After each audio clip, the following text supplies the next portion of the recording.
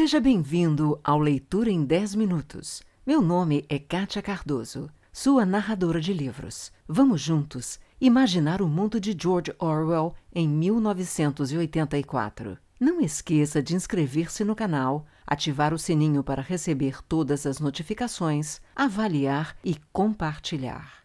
1984. Autor George Orwell. Parte 2, Capítulo 6. Finalmente aconteceu. Chegara a tão aguardada mensagem. Winston tinha a impressão de que esperara a vida inteira por aquilo. Estava atravessando o longo corredor do ministério quando, ao se aproximar do ponto onde Julia colocara discretamente o bilhete em sua mão, percebeu que alguém com um porte mais avantajado que o seu caminhava às suas costas. A pessoa, fosse quem fosse, pigarreou, sinalizando que pretendia lhe falar. Winston estancou e virou-se. Era O'Brien. Enfim, estavam frente a frente, e parecia que seu único impulso era fugir dali. Sentia o coração aos pulos. Não seria capaz de dizer uma só palavra, porém O'Brien seguira em frente no mesmo movimento, apenas colocando por um instante uma mão amiga no braço de Winston, de modo que os dois agora caminhavam lado a lado. Começou a falar com a polidez grave que lhe era peculiar e que o diferenciava da maioria dos membros do núcleo do partido. Estava à espera de uma oportunidade para conversar com você, disse O'Brien. Li o artigo sobre a nova fala que você publicou no Times outro dia.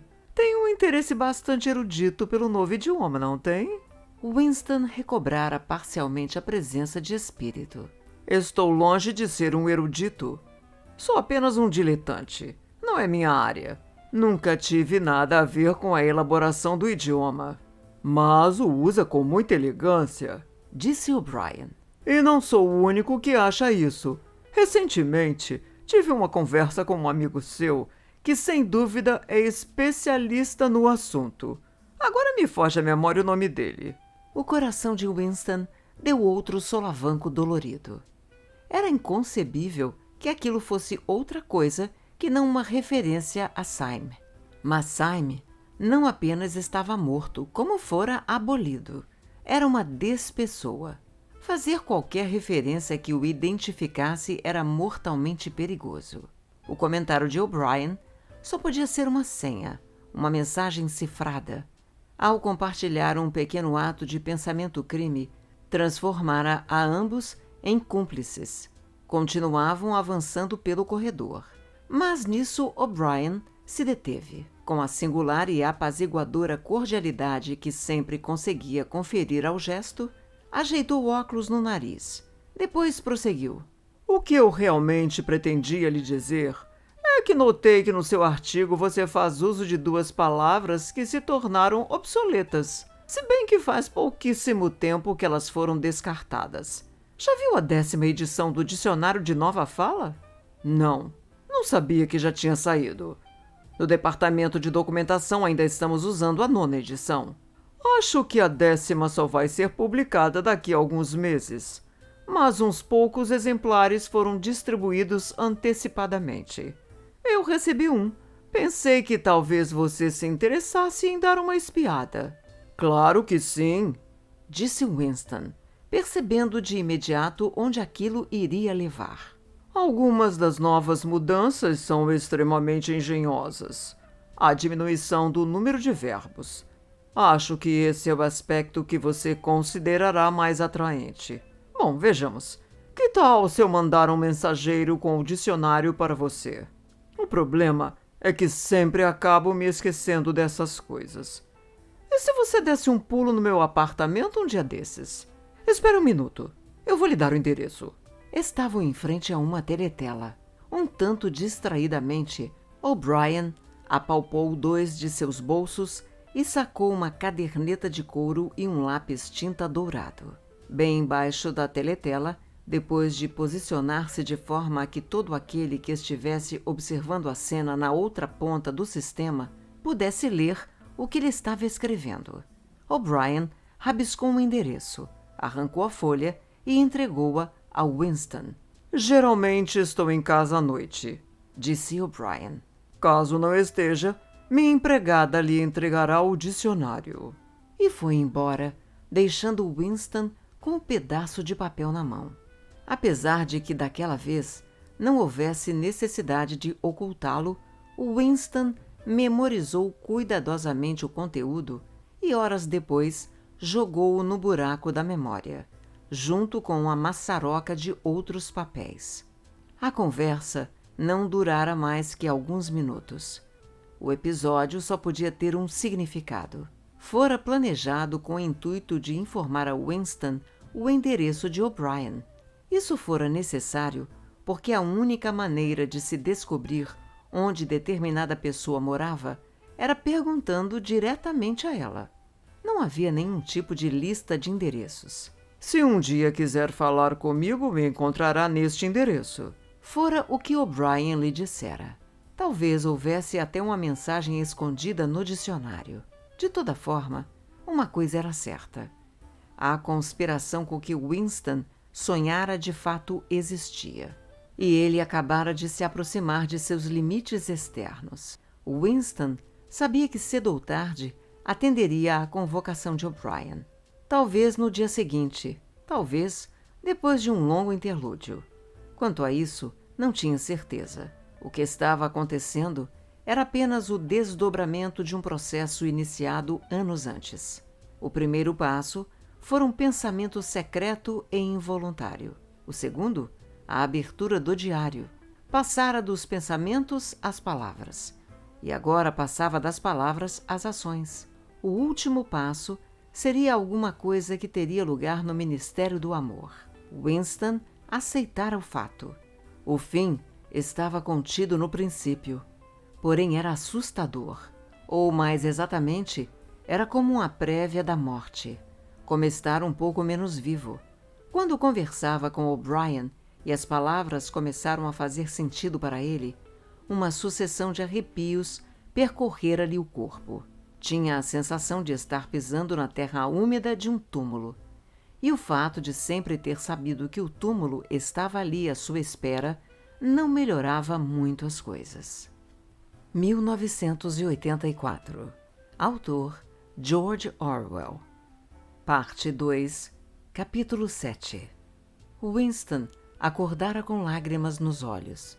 Julia, sonolenta, rolou para perto dele, murmurando alguma coisa que talvez fosse: "Qual é o problema, meu amor?"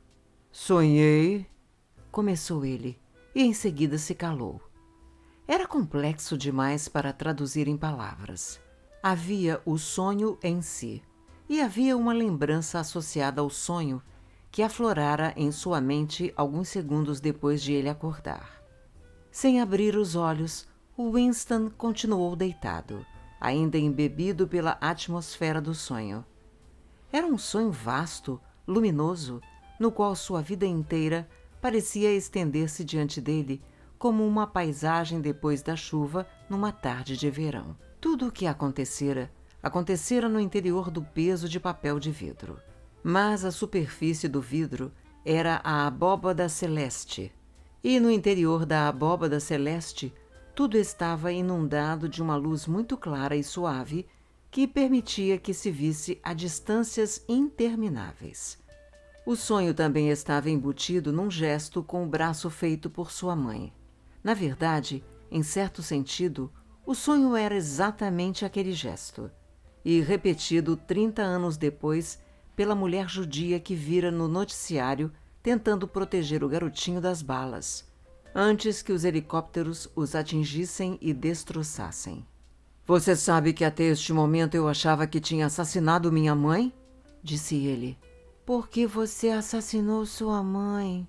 perguntou Julia meio adormecida. No sonho, ele se recordara da última vez que vira a mãe e, instantes depois de acordar, o aglomerado de pequenos acontecimentos que envolvia a coisa toda voltara-lhe à lembrança.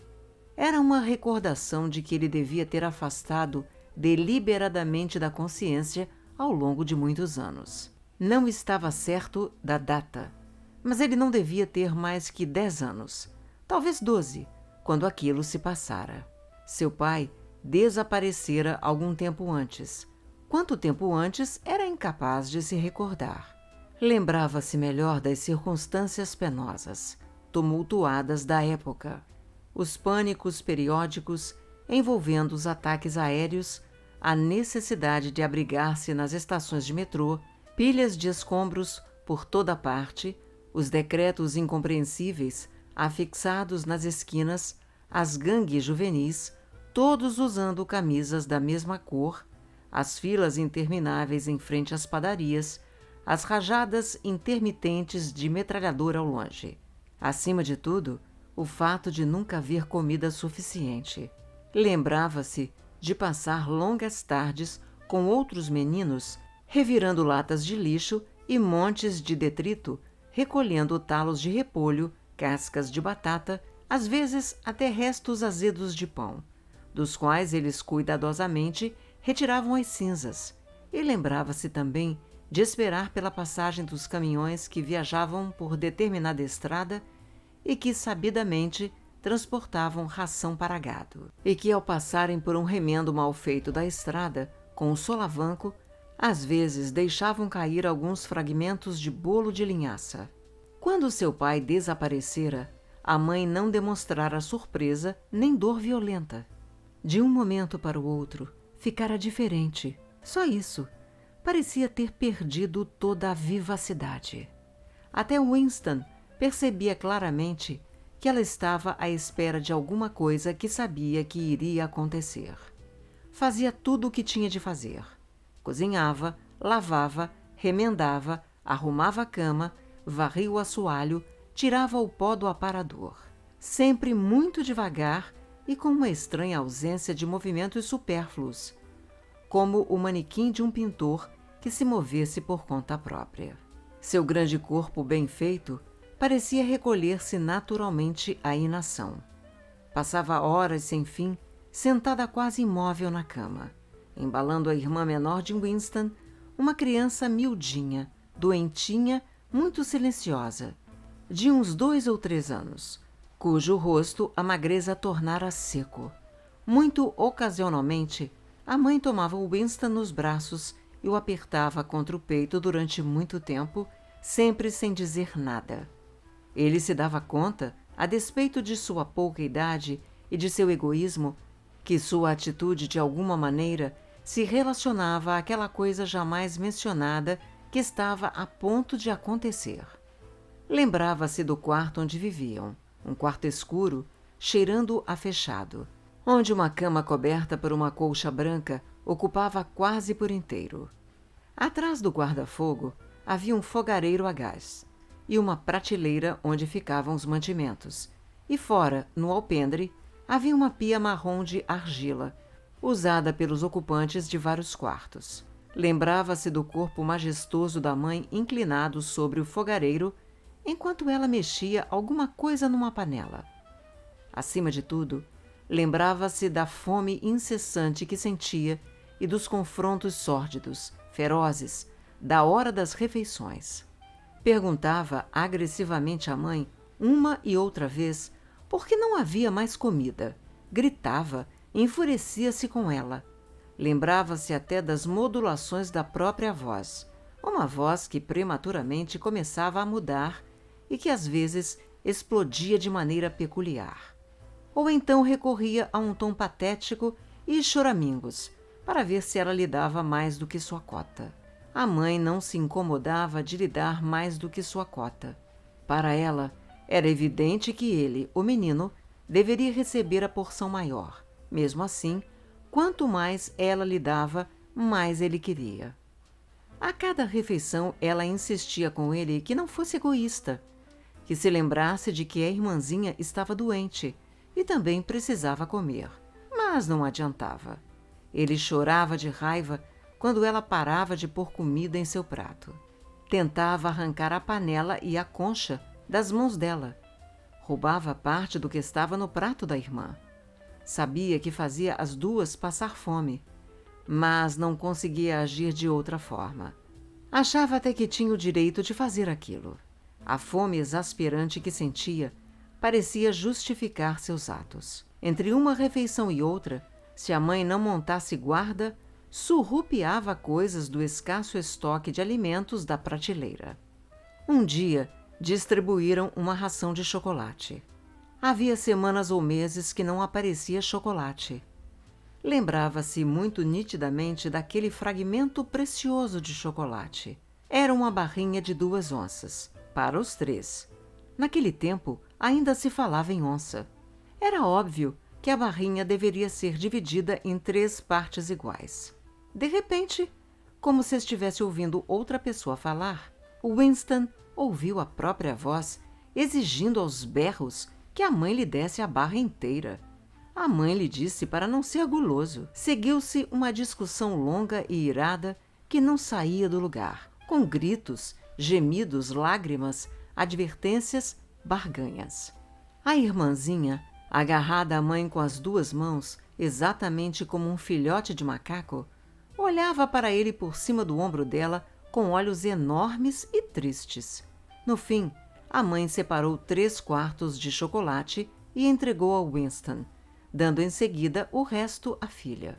A menininha agarrou o que lhe davam e ficou olhando para o chocolate sem expressão, talvez por não saber o que fosse aquilo. Por um momento, Winston a fitou. Depois, com um bote rápido e súbito, tomou o pedaço de chocolate da mão da irmã e correu para a porta. Winston! Winston! Gritara a mãe. Volte aqui! Devolva o chocolate de sua irmã!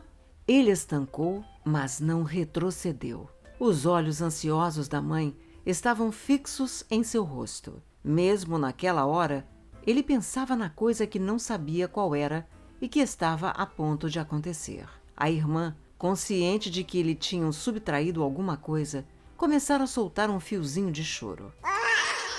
A mãe envolveu a criança com o braço e pressionou seu rosto contra o peito. Alguma coisa naquele gesto fez Winston entender que a irmã estava morrendo. Virou-se e disparou a escada abaixo. Em sua mão, o chocolate começava a derreter. Foi a última vez que viu a mãe. Depois que devorou o chocolate, ficou um pouco envergonhado e perambulou pelas ruas durante várias horas, até que a fome o fez voltar para casa. Quando chegou, a mãe havia desaparecido. Era algo que naquela época estava se tornando normal. Não faltava nada no quarto, só a mãe e a irmã. Não haviam levado nenhuma roupa, nem mesmo o agasalho da mãe. Até agora, Winston não tinha certeza de que a mãe havia morrido. Era perfeitamente possível que apenas a houvessem mandado para um campo de trabalhos forçados. Quanto à irmã, talvez tivesse sido removida, como o próprio Winston, para uma das colônias para crianças sem lar. Centros de coleta era como as chamavam, surgidas como resultado da Guerra Civil. Ou então, talvez tivesse sido mandada para o campo de trabalhos junto com a mãe, ou simplesmente abandonada em algum lugar para morrer. O sonho ainda estava nítido em sua mente, sobretudo o gesto protetor com que a mãe envolvira a filha com o braço, e que parecia conter todo o seu significado. A mente de Winston recuou até outro sonho, de 2 meses antes. Exatamente na mesma posição em que a mãe um dia se sentara sobre a cama gasta com sua colcha branca, abraçando a filha que se agarrava a ela, no sonho a mãe aparecia sentada no interior do navio naufragado, muito abaixo do lugar onde ele estava, afundando cada vez mais, mas sempre erguendo os olhos para ele através da água que ia ficando turva. Contou a Júlia a história do desaparecimento da mãe. Sem abrir os olhos, ela rolou na cama e se instalou numa posição mais confortável. Estou vendo que você era um verdadeiro diabinho naquela época, disse ela, enrolando um pouco as palavras. Todas as crianças são uns diabinhos. Mas o importante da história... Pela respiração, dava para perceber que Júlia ia adormecer outra vez. Ele teria gostado de continuar falando sobre a mãe. Pelo que se lembrava dela, não achava que tivesse sido uma mulher excepcional, muito menos inteligente. Contudo, possuía uma espécie de nobreza, uma espécie de pureza, pelo mero fato de seguir padrões muito particulares de comportamento. Seus sentimentos eram próprios dela e não podiam ser alterados por fatores externos. Jamais teria ocorrido à sua mãe que, por ser ineficaz, um ato pudesse perder o sentido. Quando você ama alguém, ama essa pessoa e, mesmo não tendo mais nada a oferecer, continua oferecendo-lhe o seu amor. Como não havia mais chocolate, a mãe abraçara a filha com força. Não adiantava, não alterava coisa nenhuma, não fazia aparecer mais chocolate, não evitava a morte da criança nem a dela mesma. Mas, para a mãe, era natural fazer aquilo. A mulher do barco também cobrira o menininho com o braço, tão eficaz para defendê-lo das balas quanto uma folha de papel. O que o partido fizera de terrível fora convencer as pessoas de que meros impulsos, meros sentimentos não servem para nada, destituindo-as, ao mesmo tempo, de todo e qualquer poder sobre o mundo material. A partir do momento em que você caísse nas garras do partido, ou o que você sentia ou deixava de sentir, o que fazia ou deixava de fazer, não fazia nenhuma diferença. Dessa ou daquela forma, você sumia e nunca mais ninguém ouvia falar de você nem de seus atos. Você era simplesmente retirado do curso da história. Para pessoas de até 2 gerações passadas, porém, isso não teria grande importância, pois ninguém pretendia mudar a história. Eram pessoas regidas por lealdades particulares, as quais não eram questionadas. O que importava eram as relações individuais e um gesto completamente desamparado. Um abraço, uma lágrima, uma palavra dirigida a um moribundo podiam ter seu próprio valor. Os proletas ocorreu-lhe de repente. Haviam permanecido nesse estado. Não eram leais nem a um partido, nem a um país, nem a uma ideia. Eram leais uns aos outros. Pela primeira vez na vida, não desprezou os proletas, nem pensou neles apenas como uma força inerte que um dia despertaria para a vida para reformar o mundo. Os proletas haviam permanecido humanos, não estavam enrijecidos por dentro. Haviam-se aferrado às emoções primitivas que ele próprio era obrigado a reaprender mediante um esforço consciente. E ao pensar nessas coisas, lembrou-se aparentemente sem dar muita importância de como algumas semanas antes vira uma mão decepada caída no calçamento e a chutara para a sarjeta como se fosse um talo de repolho. Os proletas são seres humanos, disse alto. Nós não somos humanos. Por que não, querido? Perguntou Júlia novamente acordada. Ele pensou um pouco. Alguma vez já lhe ocorreu que o melhor para nós seria simplesmente ir embora daqui antes que seja tarde demais e nunca mais nos vermos? Observou ele. Claro, meu querido. Isso já me ocorreu diversas vezes. Só que mesmo assim, eu não vou fazer isso. Temos tido sorte. Mas é impossível que continuemos tendo sorte por muito mais tempo. Você é jovem, parece normal e inocente. Se ficar afastada de pessoas como eu, talvez ainda viva por mais 50 anos. Não, já planejei tudo. Tudo que você fizer, também vou fazer. E não precisa ficar tão desanimado. Eu sou muito bom em saber me manter viva. Podemos continuar juntos por mais 6 meses? 1 ano? Não há como saber. No fim, com toda certeza, não estaremos juntos. Você se dá conta de como estaremos profundamente sozinhos no fim?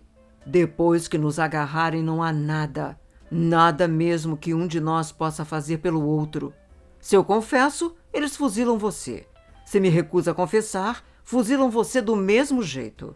Nada que eu possa fazer ou dizer, ou deixar de dizer, adiará sua morte por 5 minutos que seja. Nenhum de nós dois conseguirá saber se o outro está vivo ou morto. Nem isso. Ficaremos sem nenhum tipo de poder.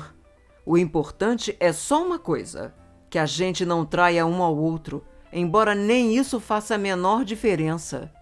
Se você se refere à confissão, com certeza vamos confessar. Todo mundo sempre confessa. Não tem como evitar. Eles torturam você, disse Júlia. Não me refiro à confissão. Confissão não é traição.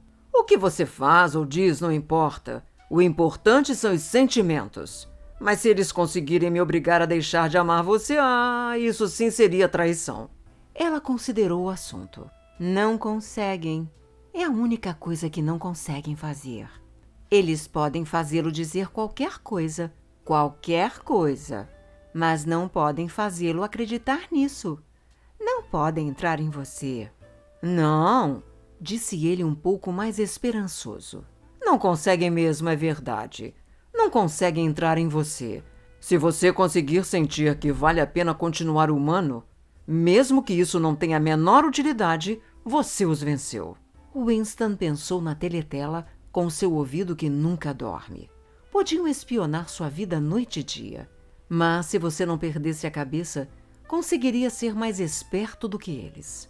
Com toda a sua inteligência, eles jamais haviam dominado o segredo de descobrir o que o outro ser humano está pensando. Talvez isso fosse menos verdadeiro a partir do momento em que você estivesse efetivamente nas mãos deles. Ninguém sabia o que se passava dentro do Ministério do Amor, mas era fácil adivinhar. Torturas, drogas, instrumentos delicados que registravam suas reações nervosas, desgaste progressivo em decorrência da falta de sono, da solidão, de interrogatórios incessantes. Os fatos, pelo menos, não podiam ser mantidos ocultos. Era possível desvendá-los por meio de investigações, extraí-los de você com o recurso da tortura. Mas e se seu objetivo não fosse permanecer vivo, e sim permanecer humano? Que diferença isso faria no fim? Eles não tinham como alterar seus sentimentos. Aliás, nem mesmo você conseguiria alterá-los mesmo que quisesse. Podiam arrancar de você até o último detalhe de tudo que você já tivesse feito, dito ou pensado. Mas aquilo que estava no fundo do seu coração, misterioso até para você, isso permaneceria inexpugnável. Obrigada pelo seu tempo e por ter ficado comigo até agora. Se você gostou, inscreva-se no canal, avalie e compartilhe, pois isto incentiva o meu trabalho.